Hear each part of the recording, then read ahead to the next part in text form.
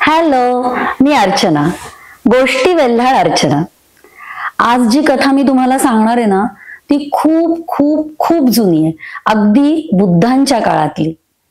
एकदा काय झालं, बुद्ध आणि त्यांचे शिष्य जिथं थांबलेले होते, जिथं राहत होते, तिथं एक दिवस एक शिष्य बुद्धांच्याकडे आला आणि म्हटला की खरं तर मला तुम्हाला हे सांगायला खूप कसं तरी वाटतंय, पण माझा हा जो पोशाख आहे ना, तो खूपच खराब झालाय, खूप जुना झालाय आणि मला नवीन पोशाख मिळेल का? बुद्धांनी त्यांच्याकडे बघितलं आणि खरंच लक्षात आलं की त्याचा पोशाख खूपच जागोजागी फाटला होता. त्यांनी तो ठिकठिकाणी शिवला होता आणि खूपच विरला होता. बुद्ध म्हणले, "ठीक आहे, मी तुला एक नवीन पोशाख देण्याची व्यवस्था करतो." काही दिवसांनी त्यांच्या त्या परिसरामध्ये बुद्ध जेव्हा फिरत होते, तेव्हा हाच शिष्य त्यांच्या समोर आला. त्यांनी बघितलं, त्याला छान नवीन पोशाख मिळालेला होता. तो त्यांनी छानपैकी घातलेला होता. बुद्धांनी मनाशी काहीतरी ठरवलं आणि ते त्याच्या त्या खोलीच्या जवळ गेले आणि त्याच्याशी बोलले. त्याला म्हणाले, "अरे वा, तुला नवीन पोशाख मिळाला वाटतं?" तर शिष्य म्हटला, "हो गुरुजी, मला मिळालेला आहे पोशाख. आणि तो तुला कसा बसतोय? तू कम्फर्टेबल आहेस ना? छान मापाला आलाय ना?" "हो, मला हा छान बसलाय, अगदी छान वाटतंय मला." "अच्छा, मग मला आता तू एक सांग, तुझ्याकडे जो आधीचा जुना पोशाख होता, त्याचं तू काय केलंस?"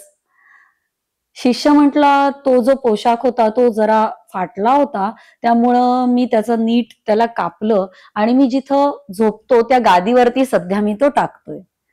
"हां, बरोबर. मग त्या गादीवरती जे आधीचं बेडशीट जे होतं, त्याचं तू काय केलंस?" शिष्य म्हटला, "अहो काय झालं होतं, की माझा ज्या या खोलीमधल्या खिडकीचा पडदा होता, तर तो बऱ्याच ठिकाणी खराब झाला होता. त्यामुळं मी त्या बेडशीटचा वापर सध्या त्या खिडकीच्या पडद्यासाठी करतोय." "अच्छा, असं केलं का तू? आणि मग तो जुना पडदा, त्याचं तू काय केलंस?" "तो पडदा जो होता त्याचे काही ठराविक तुकडे आम्ही केले आणि आपल्या ज्या किचन मधल्या ज्या वस्तू धरण्यासाठी जी कापडं लागतात, तर ती कापडं त्या तुकड्यांद्वारे आम्ही तयार केलेली आहेत आणि मग ते गरम भांडी धरायला आपल्या किचनमध्ये त्याचा वापर केला जातो." "अरे वा, हे तू खूप छान केलंस. पण मग ते जुने तुकडे असतील ना तिथं किचनमध्ये जे आधी धरले जात होते ते?" "गुरुजी, ते ना खूपच खराब झाले होते. त्यामुळे आम्ही त्याचा एक फरशी पुसण्यासाठी जो वापर केला जातो, तसा त्या कपड्यांचा सध्या करतोय आणि त्याच कपड्यांनी आम्ही फरशी पुसतोय." "हो का? बरं, बरं. म्हणूनच इतकी छान स्वच्छ फरशी दिसतीये. तुम्ही ते कपडे पण चांगले दिसतायत बरं का एवढ्यात मला जरा. आणि पण ते जुने कपडे असतील ना बरेच खराब झालेले, त्याचं तुम्ही काय केलं? ते फेकून दिले असतील ना? ते काय उपयोगाचेच राहिले नसतील." "गुरुजी, खरं तर त्याचा खरंच काहीच उपयोग नव्हता. पण मग आम्ही काय केलं, त्याच्या छोट्या वाती तयार केल्या, त्या दिव्यामध्ये घातल्या आणि सध्या तुमच्या ज्या अभ्यासिकेमधले दिवे जळतायत ना, ते त्याच वातींनी जळतायत." बुद्धांनी समाधानाने एक छान हास्य त्या शिष्याकडे दिले आणि तृप्त मनाने ते तिथून गेले.